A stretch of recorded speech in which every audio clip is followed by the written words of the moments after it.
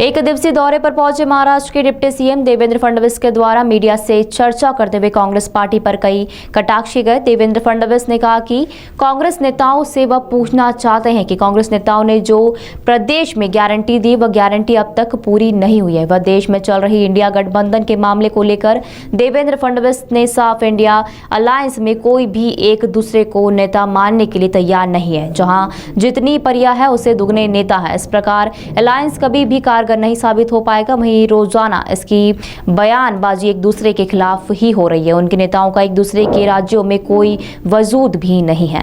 कांग्रेस के नेता राहुल गांधी पर चुटकी लेते हुए देवेंद्र फडणवीस चुटकी लेते हुए कहा कि राहुल गांधी सुबह क्या कहते हैं और शाम को क्या कहते हैं उन्हें खुद को याद नहीं रहता है। वहीं कुछ दिनों से चल रही सनातन धर्म के खिलाफ बयानबाजी को लेकर डिप्टी सीएम ने कहा कि इस प्रकार बोलना सबसे बड़ी मूर्खता है। जल्द ऐसे बयान देने वाले को अपनी जगह दिखाएंगे। वहीं प्रदेश में निकल रही जन आशीर्वाद यात्रा को लेकर डिप्टी सीएम ने कहा कि यात्रा को बड़ा समर्थन मिल रहा है। वहीं राजस्थान में भी इस यात्रा को बड़ा समर्थन मिला है। आने वाले समय में मध्य प्रदेश में राजस्थान के बीच भाजपा सरकार ही चुनकर आएगी। देखिए, मैं केवल कांग्रेस के नेताओं से इतना ही पूछना चाहता हूँ,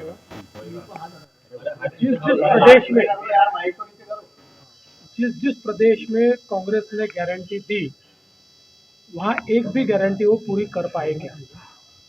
एक भी गारंटी वो पूरी नहीं कर पाए। ये तो केवल झूठ बोलते, चुनावी वादे करते, वोट लेने की राजनीति करते, लेकिन बाद में वादे भूल जाते हैं कि लोगों को बरगलाने का काम करते हैं। मोदी जी ने पिछले 9 वर्षों में लोगों के जीवन में बदलाव किया है और ये बदलाव दिखाई पड़ता है।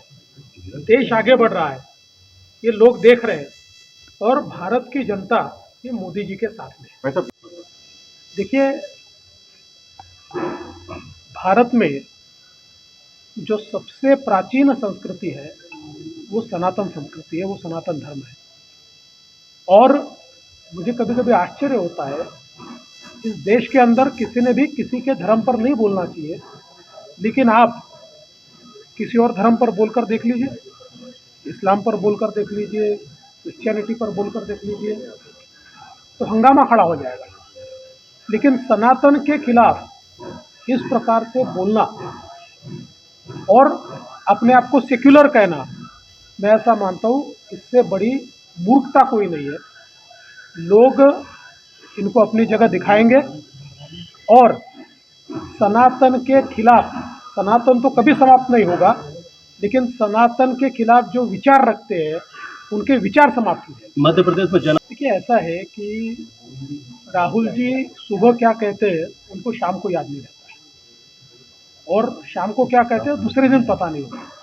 तो राहुल जी भले ही कांग्रेस के बड़े नेता हो, लेकिन उनके बयानों को सीरियसली लेना ये मैं नहीं मानता बहुत आवश्यक है। चुनाव का समय नजदीक है, लेकिन उम्मीदवार देखिए, जो इंडिया अलायंस है इसमें कोई भी एक दूसरे को नेता मानने को तैयार नहीं है। यहाँ पर जितनी पार्टियां हैं उससे दुगने नेता है, क्योंकि एक एक पार्टी में 2-2 नेता भी है। तो इस प्रकार का अलायंस ये कभी कारगर नहीं होता। अलायंस ये कोहेसिव होना चाहिए।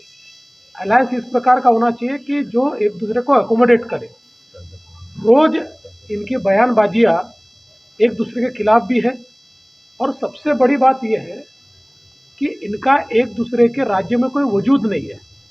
तो जिनका एक दूसरे के राज्य में वजूद नहीं है, ऐसे लोग एकत्रित भी आ जाए तब भी कोई परिणाम नहीं कर सकते।